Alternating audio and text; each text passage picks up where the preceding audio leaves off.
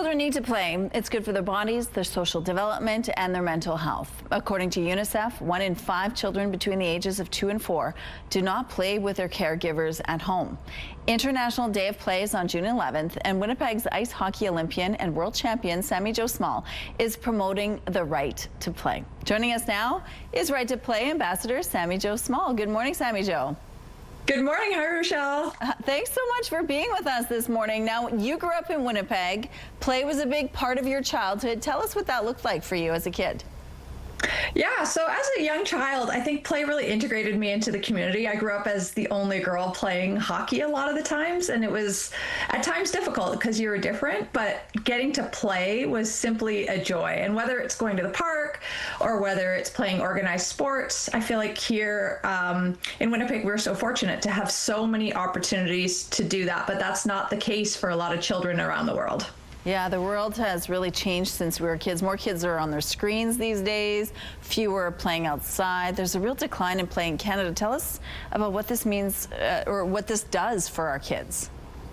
Yeah, you're so right that there's so many other options for kids these days, right? But when we all think back to what it was like as a child to play, it is simply joy. So allowing kids to be outside and play is something that every kid has the right to do. And it's, not just here in Canada, but what the organization Right to Play does is promotes play throughout the world. And yes, there are times where kids need food and they need shelter, but they also need play. And it is so integral for all of us to be able to have that.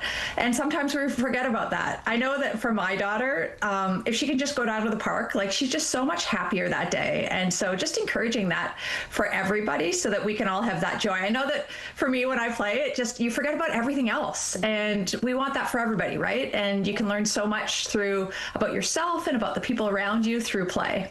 And the fact that so many kids are not playing like we used to play, what are the long-term effects that will have on their lives? You're right. We don't know. I mean, I have a 9-year-old, and yeah, when I was a kid, I could just go outside and just play on the street until the street lights went off, and that's when you came home. But that's not the reality anymore. So we have to find ways to allow our kids to play, and whether that's through organized activities or that's simply being outside with friends at a park.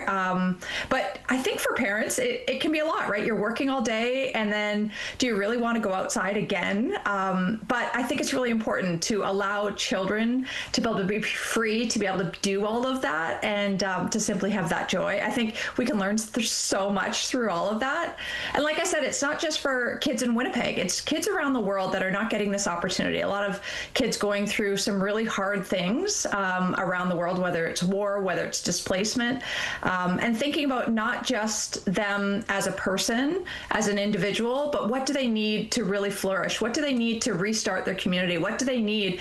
And so much of that can be learnt through play. And that's what Right to Play really does around the world, is helps and encourages through play and educates and empowers. And I know for all of us that had the opportunity to play, we think about those memories. Those are core memories. And to be able to give that to children around the world is so important. So what can we do on International Day of Play? What's your, tell us about your Right to Play call to action. Well, I think it says it in the call to action, right? Let's get out and play. And whether that's going to the park, whether that's playing in your front yard, whether that's going to play an organized activity, or simply playing a board game and having a conversation with people. I mean, whether it's active or moving, it's up to you. But, even just going for a walk is so key. You get to know your neighbors, walk your dog that day, say hello to people, and it just builds community. And I think that that's what's so important. So you determine how you want to play on International Right to Play Day, but I think for me, I will be taking my family out, maybe going for a little walk, playing at the park, and just meeting some of my neighbors. I think that that's the joy through play. Sounds like fun. Well, thank you so much, Sami Jo Small, for your time this morning. We appreciate it. Well, thank you, Rochelle. Have a great day. You too.